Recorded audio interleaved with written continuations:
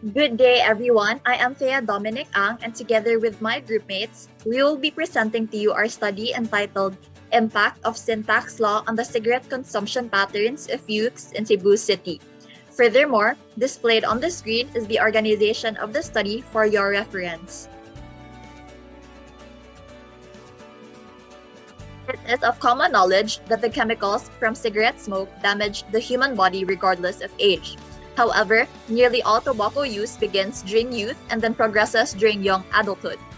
Usually, the youth start smoking at an early age out of curiosity, accompanied with a trait of being adventurous, and an earlier start makes it more difficult to quit.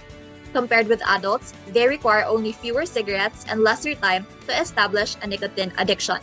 Furthermore, tobacco use is responsible for 6 million preventable deaths worldwide annually and also asserts direct and indirect costs to the economy, including healthcare expenditure, productivity loss, absenteeism, and other socio-economic costs.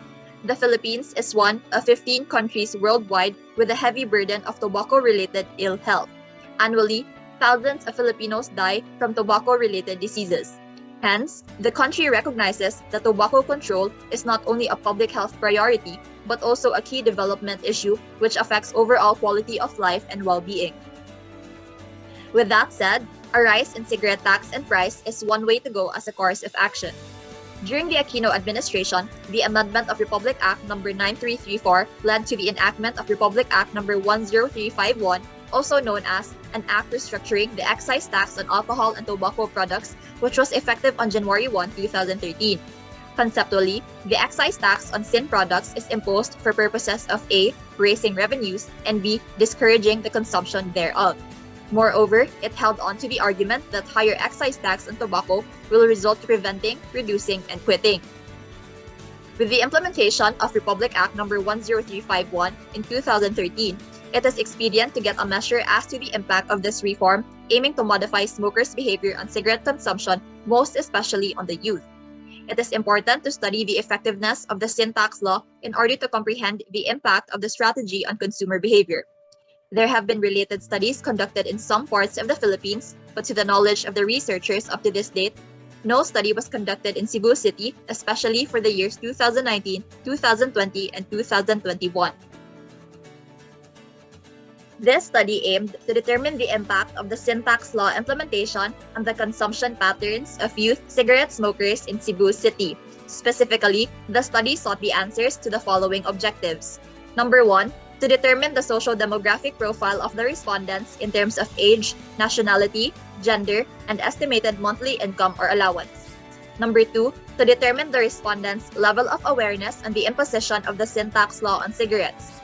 Number 3, to determine the majority opinion of youth cigarette smokers in Cebu City as to whether they are inclined on lessening their daily consumption with the gradual increase of the sin tax rate. And lastly, to identify the kind of correlation between the youth cigarette smokers' daily cigarette consumption and daily cigarette expenditure as to whether it is negative or positive in relation with the gradual increase of the sin tax rate. Based on the specific research objectives, the following null hypotheses were formulated. Number 1, the respondents are not aware on the imposition of the sin tax law on cigarettes. Number 2, the majority opinion of youth cigarette smokers in Cebu City is that they are not inclined on lessening their daily consumption with the gradual increase of the sin tax rate. And number 3, there is a negative relationship between the youth cigarette smokers' daily cigarette consumption and daily cigarette expenditure in relation with the gradual increase of the sin tax rate. We have concluded two frameworks. One is conceptual and one is theoretical. Firstly, the theoretical framework. The reform rationale for the sin tax law was to improve public health through higher tax rates. Hence, the researchers intend to find out the impact of this control measure on the cigarette consumption patterns of youth in Cebu City. As such, we'll look into the different economic models that were developed to capture the impact of tobacco control measures, the myopic addiction model and the rational addiction model. Firstly, the myopic addiction model argues that a myopically addicted person's cigarette consumption is affected by the current price. Thus, under this model, an increase or decrease in price will decrease or increase consumption, and the effect of an increase in the price of cigarettes will be smaller than a price decrease. So secondly, we have the rational addiction model, which supports the myopic addiction model.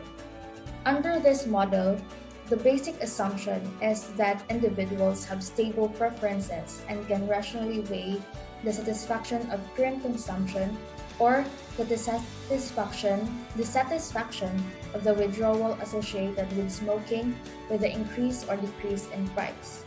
Furthermore, this model suggests that older people will be less responsive to both increase and decrease in price, while younger individuals will be relatively more responsive to immediate changes in price.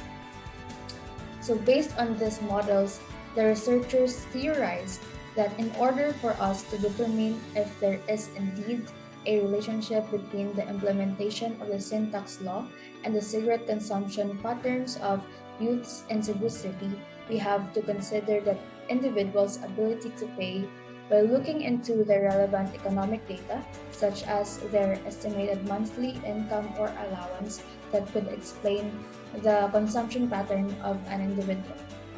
Next, we have the conceptual framework. Since we intend to determine if there is a relationship between the implementation of the sin tax law and the cigarette consumption of the individual, that would leave us the independent variable, which is the implementation of the sin tax law. Also, since we have to consider the relevant economic data of the smokers, we have our intervening variables, which are the age, gender, estimated monthly income or allowance of the individuals. Because again, we have theorized that the individual's ability to pay affects their consumption patterns. And lastly, we have the dependent variable, which is the consumption pattern of the individuals. Based on the research objectives, the following assumptions were formulated. 1. The respondents will provide honest and truthful responses. 2. The respondents are knowledgeable about the fundamental principles of sin tax law. 3. Youths in Cebu City purchase cigarettes. And 4. The respondents have been smoking cigarettes in the years 2019, 2020, and 2021. Researchers believe that this study would benefit the following entities: society, government, DOH, SBA USC, parents, youth, future researchers. This is to see how sin taxes influence how often youths purchase cigarettes and whether the impact of sin tax law is favorable or not. Furthermore, this will help the government to design more effective policies and strengthen sin tax laws and reforms, and DOH to establish more comprehensive initiatives. The data and statistics gathered will benefit the future and existing studies. This research study aimed to see the extent of influence of Sin Tax Law Republic Act No. 10351, also known as Sin Tax Reform Act of 2012, on the cigarette consumption of youth aged 18 to 24 years old having more than 2 years of smoking experience. Furthermore, the years covered in the study are 2019, 2020, and 2021. The study focused in Cebu City.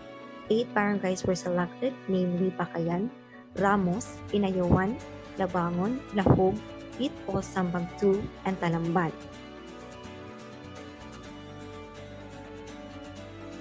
The related legal basis for our study is Republic Act 10351, or otherwise known as the Sin Tax Reform Act of 2012. Its substantive features include but are not limited to the following. First is an increase in tax rates. Second is the conversion from a multi-tiered system to a unitary excise tax system. This Republic Act was able to eliminate the complicated multiple-tier tax structure of tobacco products, which covers the different tax structure for low, medium, high, and premium priced cigarettes by implementing a unitary tax for all cigarette brands, which leads to our third feature, wherein this unitary tax has an annual adjustment of 4%. Also, the objective of this law is to increase the financial resources for the health and agricultural sectors through earmarking. Due to a great number of deaths caused by smoking cigarettes and the high expenditure on healthcare, both international and national governments were able to implement sin tax, which includes the tax on cigarettes. This tax is designed to deter the purchase of commodities that people perceive as harmful, while also generating funds to close the budget gap as a source of government income.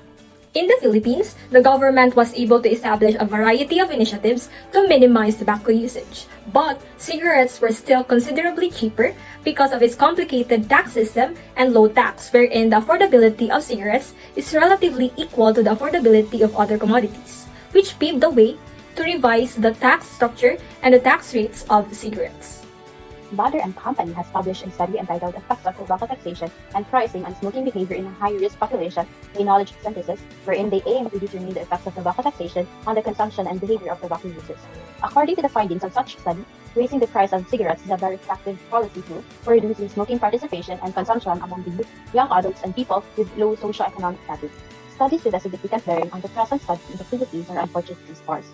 The most recent study is entitled Assessing the Micro-Level Impacts of the Sin Tax Law on Cigarette Consumption, a case study from Accallaga, Philippines, by Precadios and Carcajente in the year 2017, which examined the microeconomic effects of the Sin Tax Law in Accallaga, Philippines. The impacts are analyzed using the before and after method and multiple regression analysis, incorporating the difference in difference approach to economic estimation. The findings indicated that the youth consumed significantly lower and fewer cigarettes following the implementation of this law. As for the justification of the presented study, the legal basis for the current study is the Public Act Number 10351, or also known as the Sin Tax Reform Act of 2012. Because it has a significant bearing as it is a measure that uses tax reform with the goal of minimizing the negative consequences of the consumption of harmful commodities, particularly tobacco products. The law enables the researchers to analyze the consumption patterns of youth cigarette smokers in the year 2019, 2020, and 2021 in Cebu City. The associated literature has a substantial impact on the current study since it contains information about how important it is to live by goods that causes harmful behaviors regarding the current study. Due to the alarming scenario, the researchers intended to assess the impact of the government reform in reducing cigarette consumption after the implementation of Republic Act Number 10351 in the years 2019, 2020, and 2021 in Cebu City. The associated studies are relevant to the current study because they compare the behavioral consumption of cigarette users before and after the implementation of the law. Furthermore, the study evaluates the cause and effect relationship of the gradual increase of the sin tax rate on the youth cigarette smokers' consumption patterns in Cebu City between the years 2019, 2020, and 2021, which distinguishes it from previous studies. For the research design, this study utilized a descriptive survey method. It was used to gather information on the socio-demographic profile of the youth in terms of their age, nationality, gender, and estimated monthly income or allowance, as well as determine their level of awareness about the sin tax law imposition on cigarettes. Additionally, it was used to determine the majority opinion of the youth cigarette smokers as to whether they are inclined on lessening their daily consumption with a gradual increase of the sin tax rate. And lastly, it was used to identify the kind of correlation between the respondents' daily consumption and expenditure and in relation with the gradual increase of the sin tax rate. Determination of the sample size. The determination of the number of respondents was done by using the sample size to estimate the proportion. As shown in the table below, the estimate of true proportion is 0.5, the sampling error is 0.09, and the confidence level is 95% as per suggestion of the statistician that we have consulted. This results to a calculated sample size of 118.5635, or if you round it off, would result to a sample size needed of 119. The calculation of the sample size needed was done by utilizing the IBM SPSS and pH stat. Sampling design and techniques. The 119 respondents were selected through a non-probability sampling technique called convenient sampling. This is a method where selection of the respondents were taken from a group of people who are easier to reach. The youth cigarette smokers were selected at random from the different places in Cebu City and were then asked to participate in the survey. Objects of the study. The target population of the study are the youth in Cebu City. According to World Health Organization, youth are those aged 15 to 24, but the researchers included only those 18 years old and older in the study. The selection of the 8 barangays were done with the consideration of the restrictions due to COVID-19, thus the researchers chose those which are near to their place of residence. The research instrument is in the form of an electronic questionnaire via Google Forms. Items of the questionnaire are subdivided into 5 parts. Part 1 aims to identify the socio-demographic profile of the respondents. This includes information such as age, gender, nationality, civil status, occupational status, income or allowance, their corresponding barangay based on the 8 selected barangays, and optional sensitive information such as their names. The second part determines the respondent's smoking history throughout the years 2019, 2020, and 2021. Part 3 aims to identify the level of awareness of the respondents regarding sin tax law through a Likert scale, as well as in Part 4, which aims to determine the extent of influence of the sin tax law on their consumption through a 5-point Likert scale. Lastly, Part 5 was utilized by the researchers to share gratitude towards the respondents for their participation. To validate the research instrument, the group conducted pilot testing with 15 respondents. The data gathered were imported to IBM SPSS and was evaluated using Cronbach's alpha reliability testing, where all variables tested resulted in an average reliability of 0.955. For the data gathering procedure, first, the researchers prepared a letter of request that was signed by the research advisor in order to allow them to conduct a study on the youth cigarette smokers in Cebu City. The research instrument, in the form of a survey questionnaire, was then constructed. Having found the research instrument valid and reliable, the researchers then proceeded to distribute the questionnaires through Google Forms. The questionnaire was then administered in March of 2022 in 8 selected barangays within Cebu City after the approval of the researchers' proposal. The gathering of data carried on for 1 week with not less than a 90% retrieval of the questionnaires. For the data processing method, the researchers collected and tallied the data for interpretation after the subjects of the study answered the electric questionnaires. The data were gathered and analyzed with the use of IBM SPSS version 25. The results are then organized and presented in graphs and tables with the use of MX Excel. The researchers analyzed and interpreted the results, made an assessment of the impact of the implementation of the sin tax law on the consumption patterns of the youth cigarette smokers, and made use of the statement of the problem as a guide. Along with the questionnaire that served as primary data, the researchers made use of the secondary resources in the form of published articles to support the results of the survey. Based on the collected and interpreted data, the researchers came up with a conclusion and recommendations for this study. Responses from the retrieved questionnaire were encoded in Microsoft Excel using numeric values for ease. Then it was imported to IBM SPSS for statistical analysis. The socio-demographic profile of the respondents were obtained using frequency distribution. The level of awareness of youths on the imposition of the sin tax law on cigarettes and its average were measured and analyzed using the mean. To determine the majority opinion of youth cigarette smokers in Cebu City, the mean of the data gathered was used in order to identify the average opinion of the respondents. To determine whether their daily cigarette consumption and their daily cigarette expenditure have a negative or positive correlation with a gradual increase of the sin tax rate, the correlation coefficient feature on IBM SPSS was carried out. It was utilized to identify relationships between two variables of interest, variable X being the number of sticks per day to measure the daily consumption of the respondents, and variable Y being the daily expenditure on the cigarettes of the respondents. Year 4.1 shows the profile of respondents according to age. Out of 119 respondents, 31 or 26.1% are 21 years old, 27 or 22.7% are 22 years old, 18 or 15.1% are 23 years old, 17 or 14.3% are 24 years old, 10 or 8.4% are 18 and 20 respectively, and the remaining 6 or 5% are 19 years old. Figure 4.2 shows the profile of respondents according to gender. Out of 119 respondents, 81 or 68.1% are males, 34 or 28.6% are females, and 4 or 3.4% prefer not to say their gender. Figure 4.3 shows the profile of respondents according to nationality. All 119 respondents are Filipinos. For the occupational status of the respondents, out of 119, 73 or 61.3% are students, 34.5% are employed, 3.4% are unemployed, and 0.8% is self-employed. This means that the majority of the respondents are still students. For the estimated monthly income or allowance, out of 119 respondents, 50.4% earn less than 5,000, 23.5% earn more than 15,000, 13.4% earn 5,001 to 10,000, and 12.6% earn 10,001 to 15,000 monthly. As presented in the figure above, the majority of the respondents have an estimated monthly income or allowance of less than 5,000. This can be further justified in figure 4.4 that most of the respondents are still students. The graph illustrates the percentage of respondents who have been smoking for 3 to 5 years, 6 to 8 years, 9 to 11 years, and more than 11 years. 79% had been smoking for 3 to 5 years, followed by 20.2% answered 6 to 8 years, and 0.8% answered 9 to 11 years. None of the respondents answered more than 11 years from the list of options.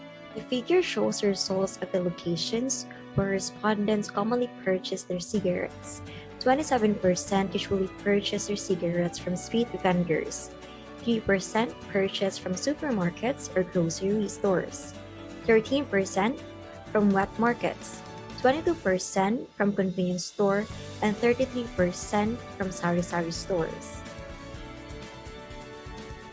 When asked which of the following greatly affect their cigarette preference, the highest majority of respondents say that taste or flavor of cigarettes is what greatly influences their preference, with price and affordability only coming in third place with 37.8%. Figure 4.10 shows the patronized brand of cigarettes for 3 periods, and majority answered they're smoking Marlboro, which implies that the reason why they're smoking the same brand of cigarette over the years could be attributed to the taste or flavor the brand offers in relation to the result of figure 4.8. When asked for why they smoke, 86.6% of the respondents say that smoking is a stress reliever, 49.6% treat it as a vice or habit, and 45.4% say they smoke for pleasure. The table percentage shows the respondents' level of awareness regarding the implementation of Sin Tax Reform Act of 2012. Based on the question we distributed, the basis for determining the level of awareness of the respondents with its corresponding results were the following. First, certain provisions of the Sin Tax law. Second, increase in cigarette prices. Third, restructured rates of excise taxes. Fourth, 4% annual increase after January 2018. Fifth, incremental revenue is embarked towards healthcare. Sixth, a portion of the incremental revenue from the Sin Tax law is set aside for alternative livelihood and development projects in relation to tobacco farmers. And lastly, government policy increasing the excise taxes on cigarettes will go changes or adjustments to the cigarette industry. The first and third low means have fallen within the range of 3.41 to 4.20. Meanwhile, the fourth to seventh low means have fallen within the range of 3.61 to 3.40. This implies that respondents are aware and slightly aware, respectively, with the different aspects of the law. The overall results show an average mean of 3.4238, wherein it implies that the respondents are aware with regards to the imposition of the Sin Tax law. The results are consistent with the findings of Amanda and Company, wherein nearly half of the consumer respondents indicated that they are aware of the implementation or existence of the law. Figure 4.11 shows the number of sticks consumed on a daily basis, and majority answered for a 3 period they're consuming 1 to 5 sticks, which implies that they are consuming similar number of sticks despite the gradual increase of taxes, which could be attributed to the characteristic of an addictive substance being demand inelastic. Moving forward, shown on the screen are the statistical results as to the influence of the Sin Tax law on smokers' consumption.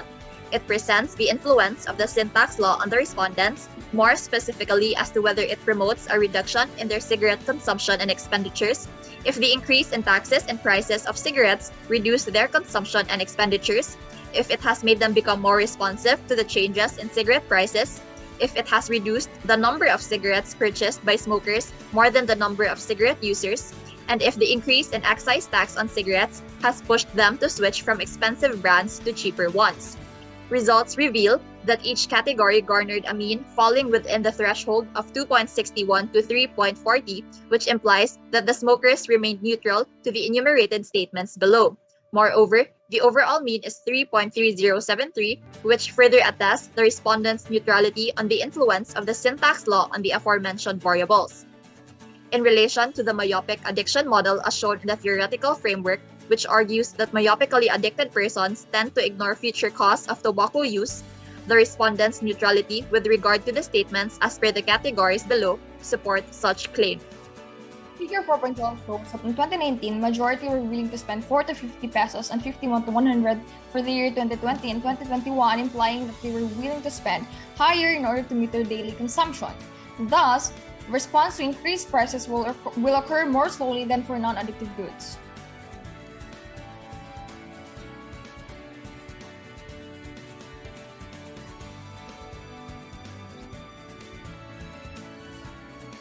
So based on the correlation coefficient for the years 2019, 2020, and 2021, the relationship between the respondents' daily consumption and daily expenditure was consistently positive. So both variables were seen to increase along with each other, which implies that the respondents are less responsive with the price increase of cigarettes. Coinciding with the myopic addiction model mentioned in theoretical framework, individuals tend to ignore the future cost of cigarettes once they have become addicted to it. So, addicted individuals will be less responsive to an increase in price as compared to a decrease in price. For the summary of findings that answers SOP1, all respondents are Filipinos and majority of them are male, aged 21 to 24, with an estimated monthly income or allowance of less than 5,000 pesos since most of them are still students. For SOP2, with an average overall mean of 3.4238, the results corresponded with the youth cigarette smokers based on their level of awareness, are aware of the implementation of Republic Act 10351, otherwise known as Syntax Reform Act of 2012. For SOP3, the sin tax law has no significant influence on the consumption patterns of youth cigarette smokers. For SOP4, there is a positive correlation between the daily cigarette consumption and the daily cigarette expenditure in relation with the gradual increase in sin tax rate. The researchers therefore conclude that Republic Act No. 10351 or the Sin Tax Law had no significant influence on lessening the consumption patterns of the youth cigarette smokers in Cebu City from the years 2019 to 2021. The respondents' expenditure showed an increase from the years 2019 to 2020 despite the increases in cigarette prices. This supports earlier studies that cigarette consumption among the youth is price inelastic because these smokers now struggle with nicotine addiction, making it harder for them to reduce their consumption and quit smoking. The respondents are also still willing to consume the same number of cigarettes in the next few years despite the gradual increase in prices.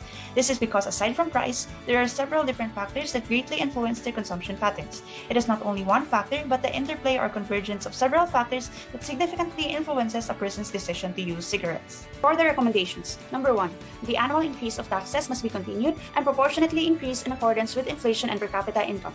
To ensure that cigarettes will remain less affordable, the government must also ensure that the relative increase in price due to increase in excise tax is greater than the increase in per capita income. Number 2, the government may regulate informal sellers by imposing an extra tax or charge for the right to sell cigarettes. Only accredited and authorized retailers can sell cigarettes and tobacco products, and those who do so without the requisite authorization will face penalties. Number 3, the local government units must draw out a plan that would tighten smoking ban and anti-smoking ordinance, not only in downtown areas but also in suburban and rural areas. Specific policies and regulations targeting youth smokers must be formulated and strictly implemented. Number 4, robust reporting and sustainable enforcement measures are required in implementing cigarette smoking regulations effectively. The penalties are imposed to violators for negligence of the law and policies and towards businesses and retail establishments. Number 5, individuals who begin to smoke at an early age are more likely to develop severe levels of nicotine addiction than those who start at a later age. Thus, they require professional support and guidance. The smoking cessation program of the government should be reviewed and effectively marketed to the public to improve its effectiveness in boosting the percentage of smokers who successfully quit smoking and to prevent young people from taking up the habit. Another recommendation includes early prevention and awareness. The researchers were able to come up with a proposed program entitled The Healthier Future, Smoking Abstention and Cessation, with an aim to educate and increase the awareness of the youth as early as 10 to 16 years old regarding the hazards of smoking cigarettes, within a 1-week time frame held on school campuses. How will it be done? First, the researchers will form a partnership with the Department of Health. Second, if agreed by the Department of Health, they will collaborate with the admin of both private and public schools. About the program of activities that can be found in the next slides.